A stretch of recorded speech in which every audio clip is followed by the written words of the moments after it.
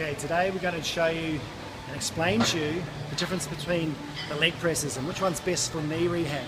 So you can see this one here. This is what I call like a 45-degree leg press, or like an incline press, going up an incline. The thing about this press is this is an open chain machine. Now I'm going to tell you about open chain versus closed chain machine, which is this one over here. Now, in my view, the best machine for rehab is a closed chain machine, okay, not an open chain machine. The open chain machines are great for building strength, building size, for your glutes and quads and hammies, awesome. But for rehab, the better choice is going for a closed chain machine. I'll show you why. Come over here. So when you're in a leg press, it's quite high. Now the thing about this is, one, in your lower back, it's not so good. So if you've got a lower back problem or you've got disc problems, you can see in here, I'm already in lumbar flexion. Now if I'm going to load through that point, there's a lot of load coming down through my spine, pushing disc pressure that way. I'm in that bent position. In this position, it's very hard for me to get my core on. My spines, I just cannot get it into neutral because I'm so wound up in here. This will be really tight here. You're going to really struggle to get neutral. So that's one thing. I can't get neutral, so therefore my core's not on. The discs are in jeopardy. Okay, so that's not great. We're talking about knees, but it's not great for your back anyway. So this press position here, where I push out, I tend to push out with my tummy that way. Okay, and with these ones, people tend to lock and hold it there, and then look at that. The thighs are off, okay, so I need to be always in there, and this one here is still not really on, okay, so this is not great for, even if you're doing one leg, you're going to skew with a little bit in your lower back because the weight down here is quite a lot. So the other thing, because it's an open chain machine, I'm doing shearing forces through my knee, okay, I'm pushing away, okay, pushing away rather than my body moving, so there's a lot more shearing forces through this machine than there is through that. Now, if your knee is fine, awesome for leg building and muscle strength, so the great exercise, but for rehab, let's go to the other machine. Let's come on this one. So this one here, it's closed chain. Now, closed chain meaning your feet are fixed and your body's moving relative. With that one, my body was fixed, my feet were moving, all right? So in this machine here, again, much safer, I can keep my back in neutral here, a lot better here, I'm not all squashed up. Even when I get right down over here, I can still maintain some sort of neutral spot because my body is straight back in here.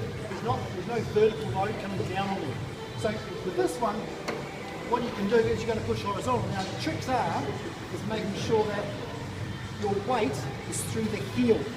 Okay, so when you're doing one-legged work, or even if you're doing eccentric work, and you're coming down and pushing up with two, so eccentric loading, down with one, up with two, as you're pushing through the heel. You keep all the foot on, and don't go high, don't go low, come in the middle, hip width apart, and keep that weight through the heel. So when I come down, my weight's more on the heel, and when I drive, I push through the heel. Now a little tip with this one is making sure when you push through the heel, think about pushing that plate away like you would do with a 45-degree machine. So when you come down, weight's through my heel, my pelvis is level, and I think about pushing that plate away. And that'll give me a lot more work. So if I do on this leg, if I come down here, a lot more work VMO, a lot more work glute. So when I drive through there, that single leg work for knee rehab, which we love, which fires that VMO up, because when you're two legs, you're not going to do as much VMO as if you're on one. Okay, so more VMO work done on one. And you're really nice and stable, there's nice compression through here, which is what the knee loves, especially an ACL knee. You're driving through into one, and you'll really fire that glute if you push that away. Okay, so that's the difference. Open chain, closed chain, make sure you're pushing through the heel, firing the glute, getting that VMO going, and one-legged work. Okay, start with eccentric, pushing up to two, and then work on the one-legged work, nice deep range, and driving forward. Last little tip, don't let that knee roll inwards. So you come over here, this knee here, what I don't want you to do is when you come down, think of a line of plane here through your ankle, through your hip. That knee can't then start going this way. Okay, it's got to stay in line here, otherwise you're going to start getting some patellofemoral tracking problems and some pain, and you're not really building strength there. So Why that one rolling in is because your glutes a little weak, or you're letting your hip drop, so you're dropping through there, just like you would do on a one-legged squat.